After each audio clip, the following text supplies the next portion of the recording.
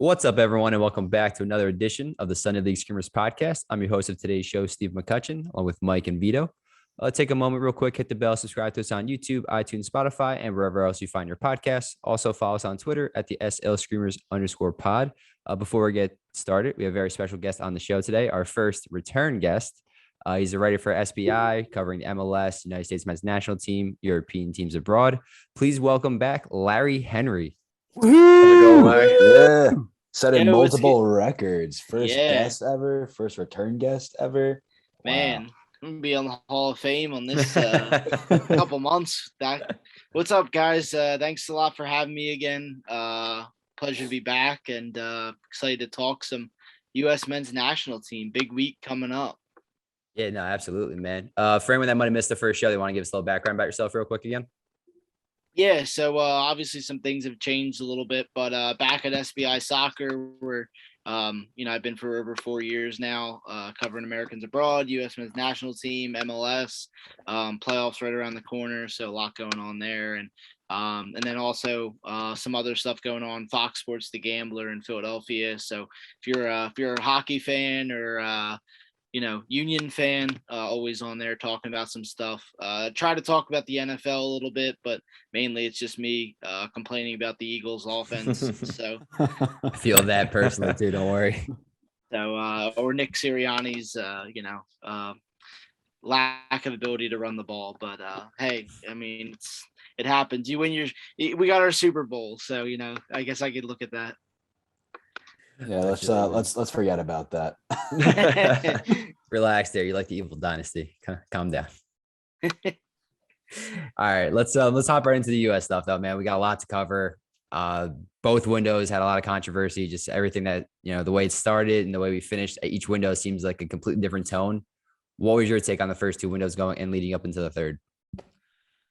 Well, I mean, looking at the first window, obviously probably some disappointment there, right? I mean, when you look at the games they played, El Salvador, a game you probably look at the U.S. should be winning.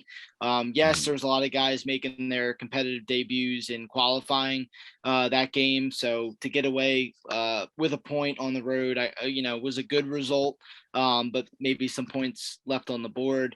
The 1-1 draw with Canada, I thought was, again, a little disappointing because in qualifying, you should be winning your home games no matter who you're going up against. They did get a point against a good Canada side. So again, I don't think it was, it's not the end of the world. There's still a lot of games left to play. And then obviously to get the, against the win against Panama, that was obviously, the loss against Panama, right? Yeah, lost. I was gonna wait to correct you. I was gonna let you finish. Yeah, so sorry. And obviously, that's 2 months ago now. It's like kind of out of my mind, but that's how bad the game was. I didn't want to talk about it, but the loss against Panama, obviously, nobody expected that. The fact that they didn't really show much offensively, I think in the whole window was worrying. But to be able to bounce back in October and get some results there, the Honduras result obviously was huge.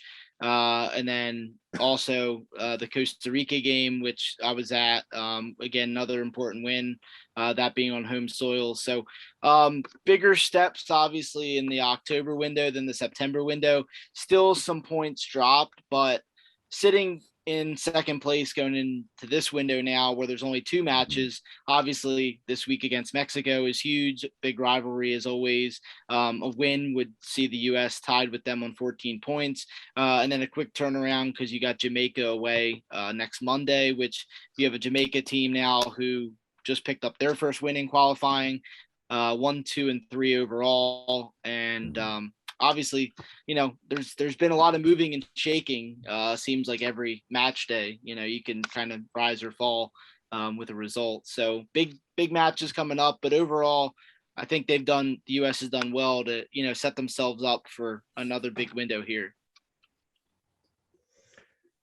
Yeah, I mean, there's no question about it. USA Mexico on Friday is by far the biggest game of the qualifying so far for this team. When you looked at that lineup that came out, and I don't know if you had a chance to see what the Mexico lineup looked like as well, but What do you think about the chances of this team going into a game against a somewhat veteran and seasoned Mexico team?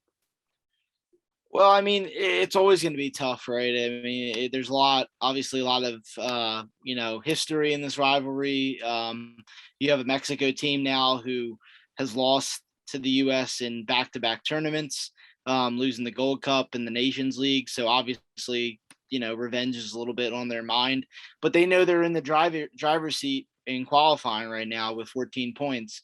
Again, this is also, a huge game for Mexico too, because obviously they're going to have to play some home games, the next 2 home games without fans, after FIFA handed down that ban, with no fans. So this is a big game, obviously, for the U.S., but I think it's also crucial for Mexico because they know, I think, again, the fans obviously play a big part in this, and to play in an empty stadium for 2 games is tough, especially when probably Estadio Azteca is, one of the most demanding, hostile environments there is. But I think looking at it, the U.S. has done well to get themselves in this situation. Yes, there's still maybe some players out of the squad, whether it's injury, whether it's form, or so be it. But I still think this U.S. team right now, with the guys coming in, some guys coming in on really good form, Weston McKennie, Tyler Adams being a few, Christian Pulisic back now from his injury, so hopefully he can, stay injury free and play a big part in this.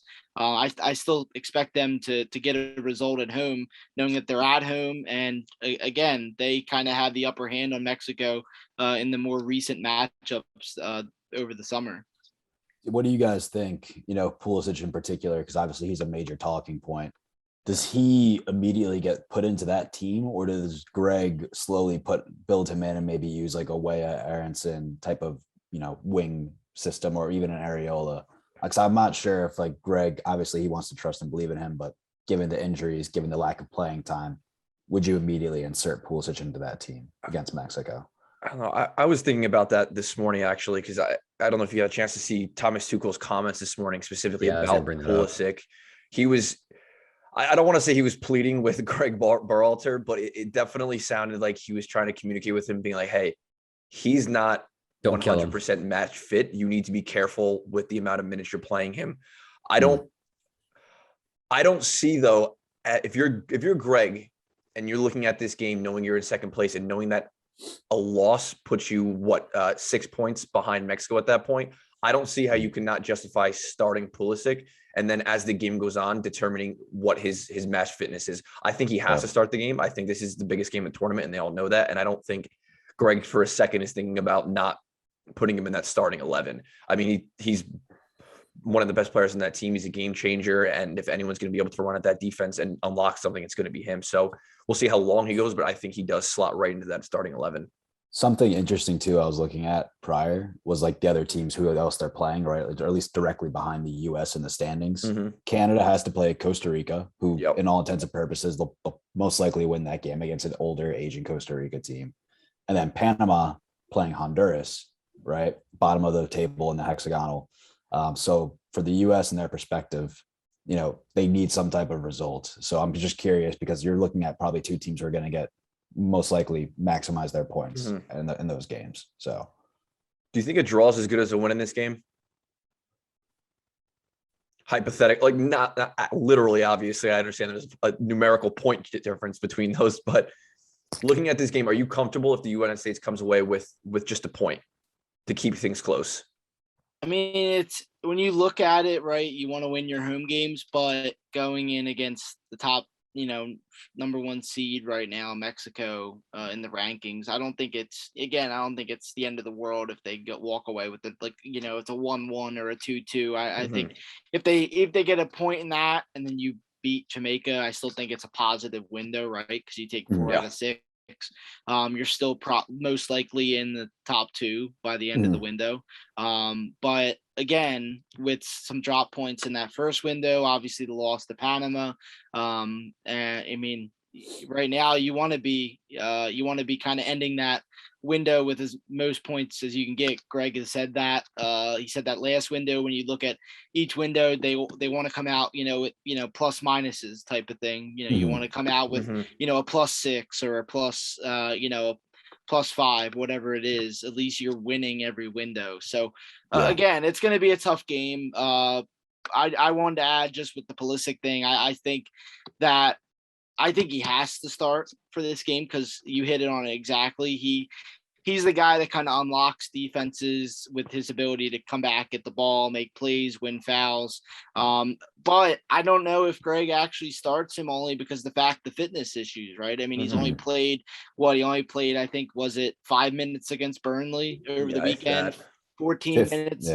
Yeah, 14 minutes. League. Yeah, 15 minutes against Malmo in the Champions League. So again, it's not a lot of time.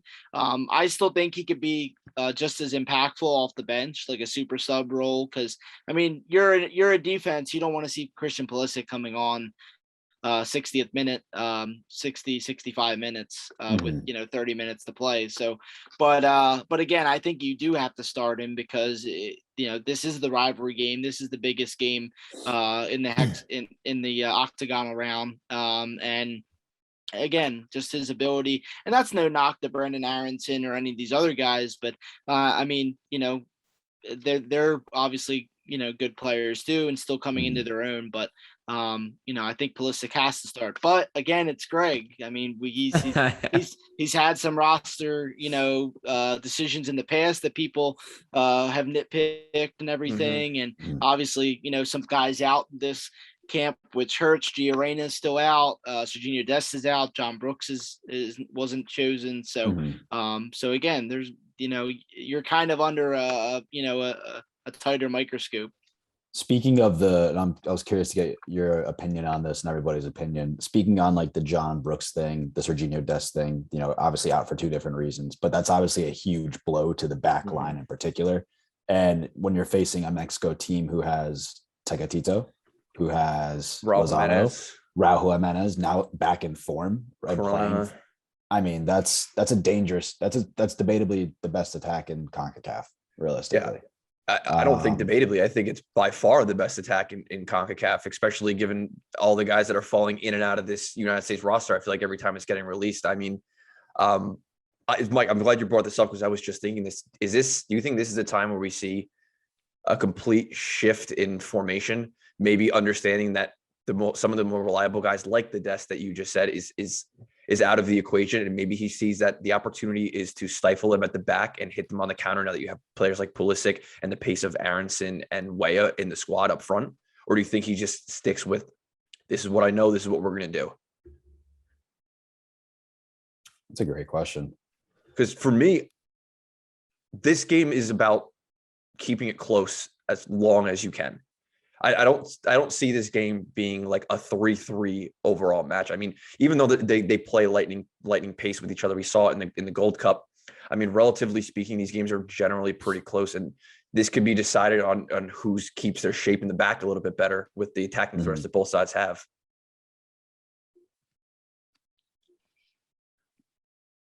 I don't know.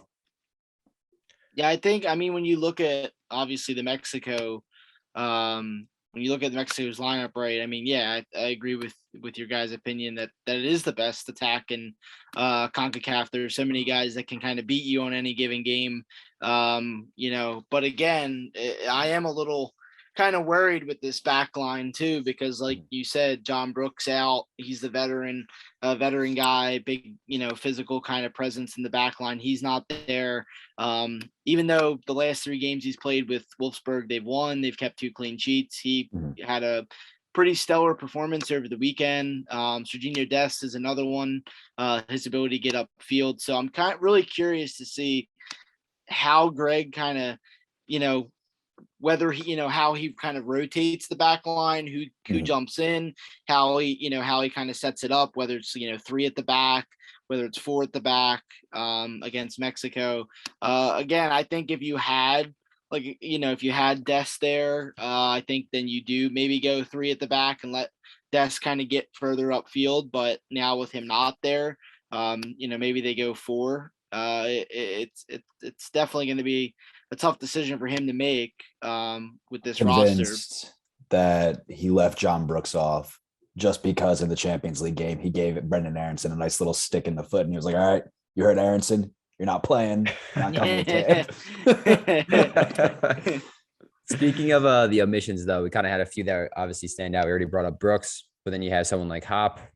You got P. Folk, Sargent, Luca De La Torre. Do you think it was wrong? I mean, realistically, we have one out-and-out striker in Pepe. I mean, no Sargent, no P. Folk, just to name a few. No DK scoring right now. Yeah, I mean, when you look at the omissions, it's actually funny because I actually wrote a piece for SBI today that should be up tomorrow on 10 guys I thought, omissions, how can they kind of get back into the fold? Not like the Gio Reynos and stuff that are hurt, but more so like the Brooks and other players like that. I was shocked that DK was excluded because, again, he scored, I think, 4 straight games now for Orlando, has double digits on the season. Kind of reminds me, again, maybe of a younger Josie Altidore with his ability, to hold up play. He's a physical guy. He's a beast in the box.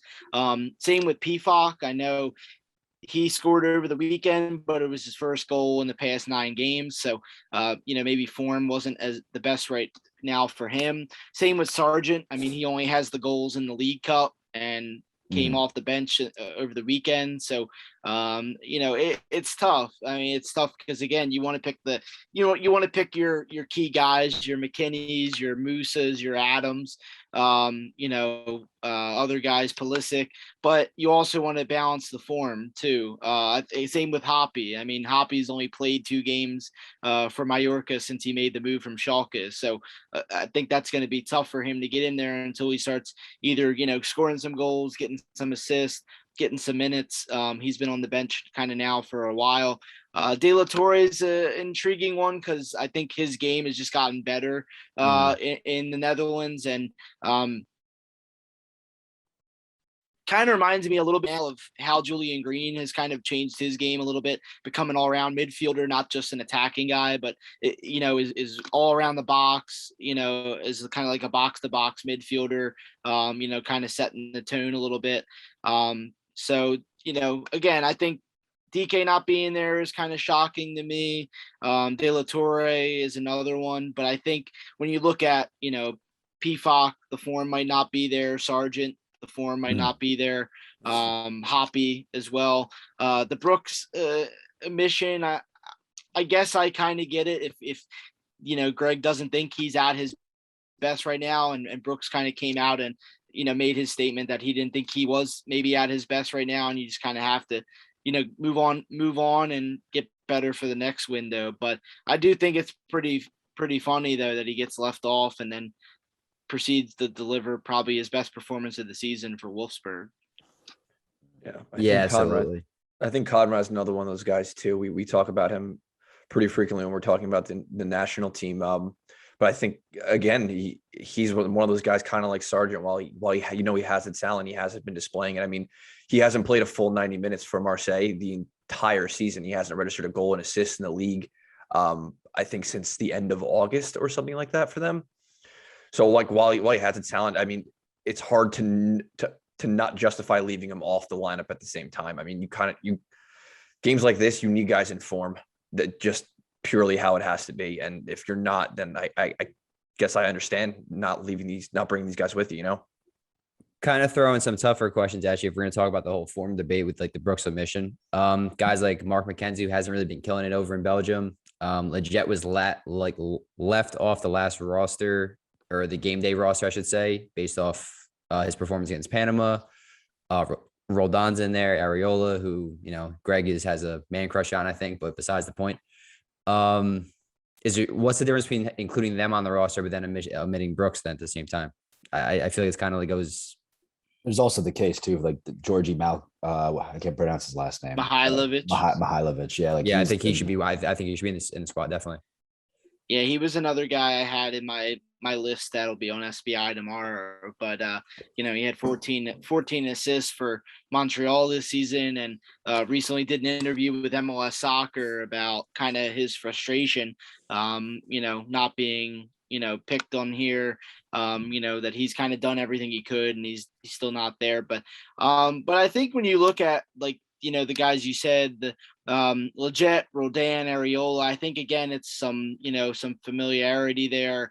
I know a lot of the fans kind of hate it, seeing Lletget there, seeing Roldan there, Areola, but again, these are guys that Gregg kind of knows they're true professionals in a way. They've been around the block, and then they're not the most glamorous kind of players with the ball and everything, but again, he knows what you're going to get from Areola. He's going to kind of pressure defenders, try to get behind, get some vertical kind of attacks. Lletget and Roldan's going to work hard for the team, and then Lletget, same thing. McKenzie, I was a little shocked too. I think again, Brooks's form issue probably brought McKenzie back in. He hasn't been playing with Genk a lot this season, but again, I do think he's got a lot of potential and all. So it's going to be kind of interesting to see how Gregg lines up the back line, because when you look at it, kind of experience wise, you have probably most likely Miles Robinson's going to be starting as one of the center backs, and as much as we'd probably like to see a younger guy like a Chris Richards in there, or McKenzie. It's probably going to be Zimmerman. I mean, that's what I would say. I'd expect. You would expect those two against Mexico, just because they're the guys that have been playing all season. They've been playing full seasons in MLS.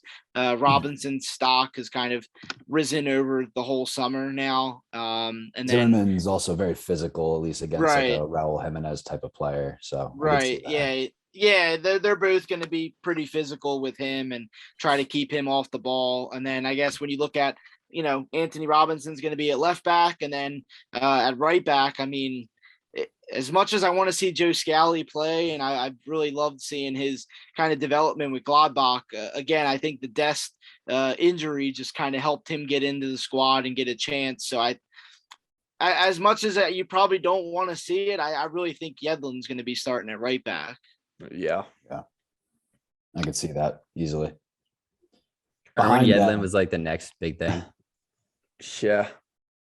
He was supposed to be the next like Landon Donovan, but in defense. behind them and anchoring, as more or less the de facto captain, who are you thinking would be in that goalkeeper behind the posts spot? Do you think Turner should keep that spot, or should Stefan be the one who comes in after getting the new contract, getting a little bit more playing time at City? I mean, I like the fact that obviously that Stefan gets the new deal. But again, playing time's key. And I think Turner's going to be in the post now for a while, unless he does something to screw up, whether he lets up an own goal or makes a, something that kind of haunts him or something through this window. But, and that's no knock to Stefan. But again, Stefan's not playing. Now Man City's knocked out of the League Cup. So that just means, fewer chances for him, probably until the FA Cup in January. So I think, you got to go with your hot hand, and Turner again is going to be up there for goalkeeper of the year in MLS.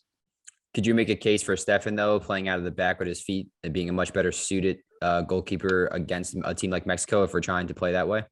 I could, yeah. I mean, Gregg knows that and again, that's what they do at City. They work out of the back. You see it with Ederson, you see it with Stefan. So I could see that case for sure. But again, I don't, as much as, and I'm a big believer in Zach Steffen, even when everything over the summer happened, I kind of tweeted out that I said, no, Steffen's still the number one. He would be not my number one, but that's kind of changed now. And Turner's made me eat my words a little bit with some of the saves he's made and some big moments. Yeah. And then the midfield, I guess we could say more or less probably Rice itself. You'd probably assume some type of Musa, probably McKennie, Adams, anchor, something along those lines. And then up top, the Pulisic debate we've obviously had, but probably Pepe would probably get the start because, obviously the thing with him in Mexico, I'm sure he will want to play that game and be up for it from the very beginning. But then right wing, do you think he puts an Areola there for like the experience factor? Do you think he goes with Hawea? I'm kind of curious the thoughts there. I mean, yeah, I think the midfield again writes itself. Musa's going to work hard, do a lot of running. Adams will be just in front of the back line, and McKennie will get kind of upfield as well. And then, yeah, Pepe will be in there at striker. And then, again, I think you'll see, if Pulisic starts, Pulisic will be out there. But if not, again, I think you'll see Aronson out there. Again, he's kind of fits that same mold as Pulisic, where he can win fouls, kind of drop into the midfield and kind of take on defenders. And then on the other side, it's interesting because as much as I'd want to see like a Tim Weah out there, or even, I know Jesus Ferreira and Ricardo Pepi have obviously great chemistry playing with Dallas, and we've seen Ferreira on the wing a little bit, teamed up with Pepe. I do think Areola is going to get the nod if Pulisic's, not ready to go right off the bat, just solely because he's experienced. Again, brings more of that vertical threat that Gregg has talked about in the past, and trying to get behind, taller defenders that Mexico has. I gotcha. Kind of get into what I guess we'll go straight at Berhalter. What do you think he's learned or how he's adjusted, I guess, through the first two windows and going into this camp? I mean, when you look at what he's learned, I think he's probably learned how to make his subs a little more sooner in a couple games. But that's for another time. But I think that's key, right? Because you want to be able to learn from your mistakes, and obviously he got a lot of slack for that in the first window about making his subs and waiting too long and everything. And then in the second window he got better at that. I think obviously learning that, kind of learning more about these young guys, right? Because this is big time moments they're playing. Obviously, a lot of them are logging important minutes overseas in the Champions League and all these top 5 divisions. And even for the guys like Aronson and others who don't play in the top 5 leagues, they're playing regular minutes. So, and that's something, 10 years ago, we wouldn't say about a lot of the U.S. men's national teams. So I think Gregg's obviously, again, learning as he goes a little bit with these players and learning, more about them. And I think, again, this is just another window where, again, it's another learning experience. Obviously the stakes are high, but it's World Cup qualifying, and this is we're down to the nitty gritty now. I mean, it's great to win the Nations League and the Gold Cup, but this is what you get judged on. Yeah, no, 100%. On a side note too, I know obviously we've been talking pretty heavily about the Mexico game, but I do get the feeling, especially in the game against Jamaica, because I was looking at the lineup that they put out. Speaking of attacks, Antonio slotted to play. He's Leon back. Bailey slotted in the team. So it's going to be a much different Jamaica team also that you're going to see running at you. So they'll definitely give them the U.S. Different types of problems, to say the least. So. For sure. Yeah. Jamaica, as pumped as I am for the Mexico game, I'm really intrigued by the Jamaica game because, this is a Jamaica team now that, again, they get their first win. Obviously, the coach was on the hot seat. They kind of ease that off now a little bit. They're going to be at home. I know it's going to be a smaller stadium because only 5,000 vaccinated fans can come. But yeah, like you said, Antonio having a stellar start with West Ham this season. Leon Bailey coming in, so the big guns are finally there. And then you have the more guys that we've seen, the MLS guys, Andre Blake, always up there for goalie of the year in MLS. Some other key guys from MLS as well. So they can't. Again, you got to focus on what you have, but they can't take Jamaica lightly either, especially being on the road. We don't need another Panama slip up. So if something like that possibly happened, let's say we want to get a point against Mexico and we do get a shock loss decision against Jamaica, Antonio drops a 4-piece on us or something like that. What happens with Gregg? It's really it's tough to say, right? Because I think earlier after I think I was on Sirius XM talking about this after the September window, and it was asked kind of the same thing about the October window, and it's like, okay, well, if October doesn't go the way, then what happens with Gregg? And I said, well, I think the earliest they would make a decision is you'd have to see how the October window goes, see how the November window goes, then make a decision. Mm-hmm. For my gut feeling tells me that if they say they tied Mexico and they lost to Jamaica, I still think he's safe, just because of the fact that I don't know who you're going to bring in. Right. I really don't, because as much as you want to bring in, an experienced guy, I mean, who are they realistically going to bring in? Because I mean, like, you're not going to bring Bruce Arena back in. You're not going to bring Bob Bradley. I don't even think you take Jesse Marsh right now with how inconsistent RB Leipzig has been. So I really don't know. It's tough. And Antonio Conte is off the market. So not that he come anyway. Yeah, not that he come anyway, but yeah. I mean, clearly he's aiming up an 8th place finish with Spurs. But whoa, let's relax with that slander right now. But what's up? I think that if that were to happen, it would also be dependent on what the other results are around the table. Like, let's say it comes to that and it's 1 point off of 2 games, but then you look at a Canadian team that maybe does the same thing, or the table's so close and they're still in that top 2 to 3 position. Do you think that has a factor on what the board would consider sacking him by? Yeah, I think it does, because again, if you still if you walk out of the November window with the results you don't want, and you still are in the top 2 somehow or top 3, I still think, again, he's safe, because again, when you look at the available coaches right now, I don't know who you're going to bring in to coach the team and everything. And I still think that, obviously, as much as people might not like Gregg or might not want Gregg in the situation that he's in, I mean, he's clearly kind of earned it at some point, because what he's done in MLS. He's known the guys in the front office. He's played for the national team, so there is some kind of loyalty there. But yeah, I still think it's really tough to say, man. It's really tough. It's because it's nothing you want to really talk about, because you don't want to see it happen. You don't want to see these results happen. But again, it's World Cup qualifying, so I still think that they got to go out, aim for 6 points. They can do it. I mean, we've seen some big time performances from the national team this summer. So, all right.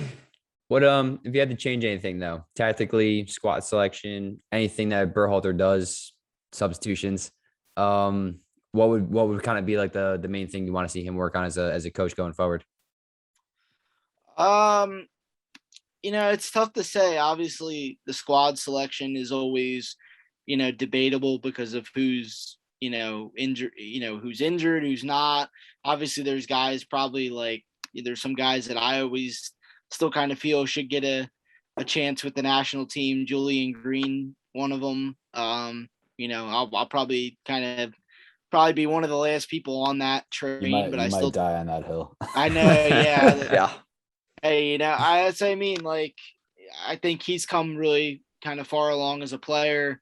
Another one obviously is Cameron Carter-Vickers, just because I think he's had a really good season with Celtic on loan from Spurs.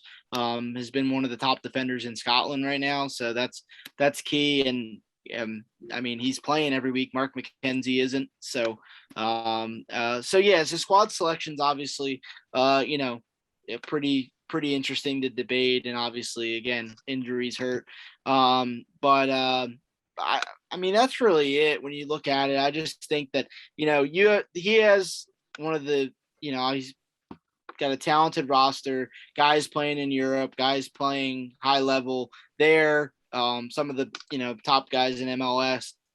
I mean, so he should be able to kind of figure this out and see, what's been working for the team. try to get his best players in the best situations.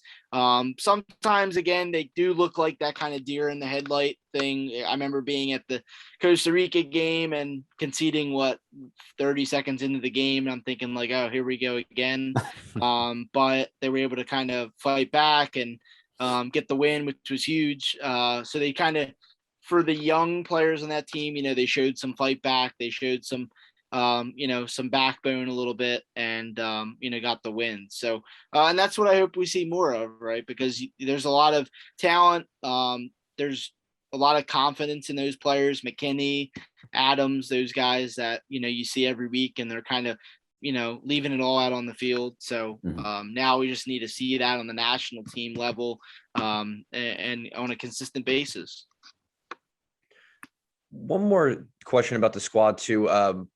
Previously we had talked about it, and I was a fan of the Giassi Zardes call up last time around. I thought it was a good alternative to a player like Pepe, a target man needed with some veteran leadership. And obviously that didn't really go according to plan during the last window, and he wasn't called up this time around. Do you think that's maybe Gregg realizing a mistake? Because I mean, they enjoyed a fantastic time together at the Columbus Crew a couple of years ago. I believe he's injured, if I'm not mistaken. Is he injured now? Yeah, he just was got injured? Zardes missed the last 2 weeks of MLS with an injury, which kind of hampered the Crew a little bit with them not making the playoffs. But I'm a big fan of Zardes. I mean, as much as people don't like him, the guy, kind of he delivers consistently. He had a good relationship with Gregg in Columbus. Gregg really kind of helped him turn his career back on track because he was with the Galaxy, and then I think he was injured. So yeah, I think Zardes is good to have, right? He's a veteran guy. You can't, as much as you want the young guys to get experience, you need those veteran guys, right? I mean, he's your veteran now because Altidore is not going to be there anymore. Some other guys probably, aren't on the radar or anything. So, but again, I think that comes down to fitness and everything, and probably Zardes might not be ready to go, and that's probably what Gregg looked at with that, which is surprising when you think about it, because Pulisic's been out for 2 months, but the talent level between Giassi Zardes and Christian Pulisic is a little different there. So just a tad. Anything else to add, guys? Any kind of final thoughts you got before we wrap up? Got none. I think we covered a whole bunch of stuff on the US, so yeah, it's very in depth. Just excited to watch these games. Dude, I know, man. Friday's gonna be fun as hell. I know. I feel like it's always a big gap. I always hate, missing out on club football, but then you remember the United States national team's playing and you're just right back in business, Yeah. Absolutely. And especially against El Tri, maybe a little Dos Acero, and we can have reverse a little fun this Friday time. Yeah. A little bit. Yeah, guys, if you guys ever go to Cincy, man, go check out that stadium. It's gorgeous. The new one they just built. Yeah, the FC Cincy. Yeah, when I was out there 2 months ago, I didn't get to go in it at the time, but just standing outside of it, it's like a proper MLS stadium now. And even the Crew's new stadium, it's really like what they have there. And I think it's really gonna be bumping Friday night. It's funny, these windows come around and I'm just like, you're at the end of the window and you're like, man, it's 4 weeks till the next one. And then just like that, it's back. It's like rapid fire nowadays. Then it's going to stink because then we have all of December off, most of January off, and then back at it for the second half. Did we just play the Columbus Stadium though? The last window? Yeah, Costa Rica. Okay, yeah, I thought so. Yeah, Costa Rica was there, and then they haven't announced yet where January's home games will be. Hopefully somewhere close and I can go. Or not have to take a flight out somewhere. Yeah, I mean, I like going obviously to see the new stuff, but flying sometimes in January and freezing cold isn't the best. But fingers crossed for San Diego. Right? Yeah, well, that'd be good. Yeah. It's better than being on the East Coast and going to, Audi Field or somewhere like that. Freezing temperatures. Big facts. But that'll pretty much wrap it up for this one, guys. Larry, thanks so much again for coming back out with us and just kind of, dropping a bunch of knowledge and sharing your thoughts on the United States team. where can everyone else kind of find out more about you? So you can follow me on Twitter, lhenry019. Always kind of spitting some stuff there, whether it's Americans abroad stuff, MLS, Netflix documentaries, always doing stuff there. And then SBI Soccer is where you can find writing, Philly Influencer for all the local stuff, and then Fox Sports The Gambler, if you ever want to tune in on iHeartRadio. What Netflix documentaries are you ripping through these days? Well, I only say with documentaries now. It's just like I just finished the season 3 of You. My girlfriend has been trying to get me to watch that, and it's kind of crazy. Actually. It's nuts. And then there's another show that's out. It's called Midnight Mass. It's the same people who made The Haunting on Hill House. So I'm very intrigued to watch it, but I'm saving it for me and my girlfriend so I don't blow through it all in one day. Because I can do that. If there's nothing to do that day, I can stay in. I'm rewatching You as it is, like I haven't seen it 2 times through. No, I'm the same way, man. It's like an addiction at that point. That's why I try to only stick to movies, so I commit to like 2 hours of my life and not like 14 at the same time. Because I will do that 100%. Yeah. Have you guys watched any like new movies and stuff? I went out and watched the new Halloween when it came out, and it was terrible. I saw the harder they fall on Netflix, and that was pretty good. I just saw Venom. That was I gotta see that. I've been wanting to see. It was a fun movie, but if you're looking for another one, in 4 days is Disney Prime Day. So that new Marvel movie, the Shang-Chi and the 10 Rings, I think it is, that's coming out on Disney Plus if you have it. Nice. I gotta see the Eternals too. Is that out now? Eternals? Yesterday, or last Friday. Maybe I'll wait till the theater dies down a little. Yeah. Anything else, fellas? That's it. All right. That'll do it for this episode of the Sunday League Screamers podcast. I'm your host, Steve McCutcheon, along with Vito, Mike, and Larry. We're signing off.